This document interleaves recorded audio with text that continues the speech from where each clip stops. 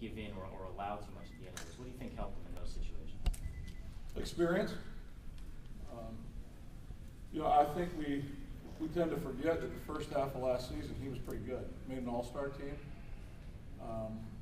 And he's got some experience he's able to draw upon out there from time to time. I think it kept his attention peaked.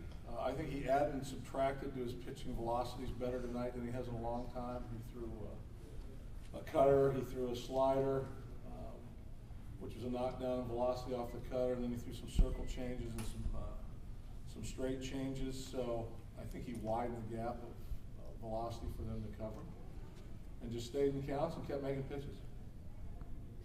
Clint, your team looks like it wouldn't want a day off anyway, but when you look at 20 in the next 20 days, do you think it regards that as a challenge or a big opportunity?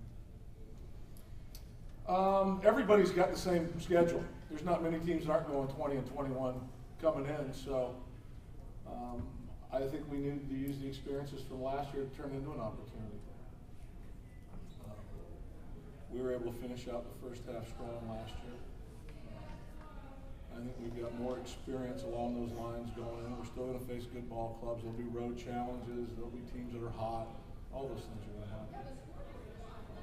But keeping everybody involved, making sure our starters continue to give us the length that we need will be first and foremost, so we can use the pen, continue to use the pen we want to, not when we have to.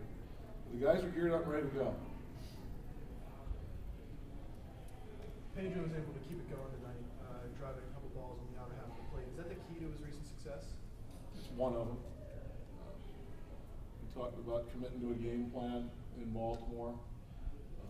The volume and percentage of pitches that are being thrown to him away. What he's been able to do with them, what he needs to do with them.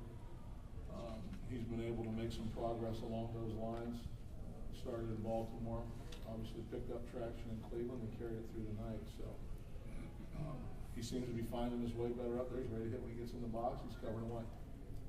Were you pleased with the way the running game worked out tonight between the stolen bases and the hit and run? Yeah, I'm committed to it. Anytime you've asked me, I told you, there were times when you bite your tongue and we don't do as well as we'd like to do, but it's a mentality, and you got to establish the mentality first, and they got to understand when they make mistakes that they're not going to be taken to the woodshed for them, outside of the fact that, if it's just not a smart mistake. We got to be aggressive. We got to be moving. Harrison adds that element when he's in the lineup.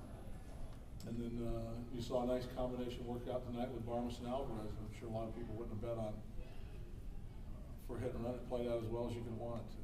So you got to show confidence in your people.